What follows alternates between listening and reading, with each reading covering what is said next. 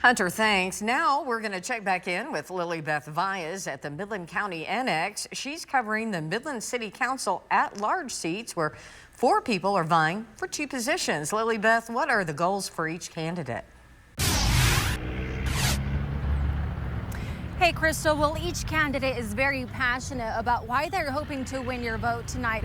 I spoke with all 4 candidates about what their top priorities are. First, we'll start with Robin Poole. She says the fireman's pension is one of the most pressing issues right now. We've got, based on what numbers you look at, anywhere from an $83 to $112 million deficit in that pension fund. And so we want to make sure that we're taking care of our firefighters. We want to make sure that we're taking care of future generations of firefighters and their families, but we also want to make that pension fund whole, and we want to see changes come forward that are really going to make the longevity of that fund really able to provide for future firefighters. Who also mentioned the fireman's pension fund. Other issues he mentioned include being able to fully staff our first responders in Midland and work with our police force. He also addressed the city's road infrastructure. When I think of roads, this is a public safety issue. This is something that we need to address. We aren't doing a good enough job, and we need to own the fact that we aren't. This could potentially be something as putting clauses in place when we do have road construction, that you are incentivized to finish early, and then if that you run into constant delays, that there's going to be repercussions from that. And this is simply just called good business.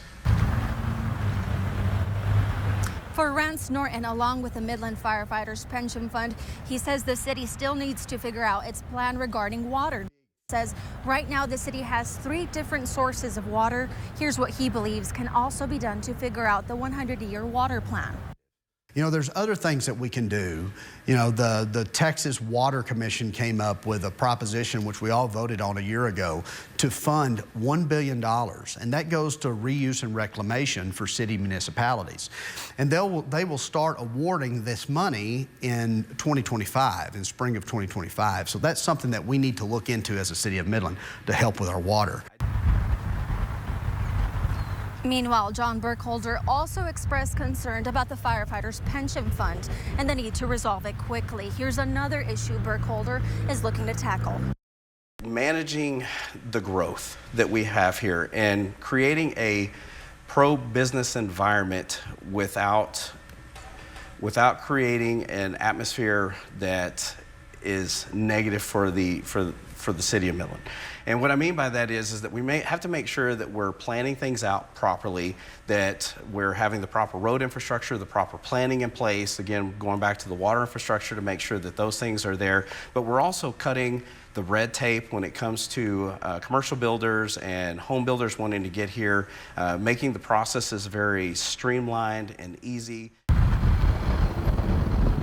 A reminder that polls close at 7 o'clock tonight. So if you haven't voted, the clock is ticking. Just be sure, as long as you're in line by 7 o'clock, you can still vote. We'll be keeping our eyes on the numbers, and we'll be speaking with one of the candidates up in the race coming up in the next hour. Crystal?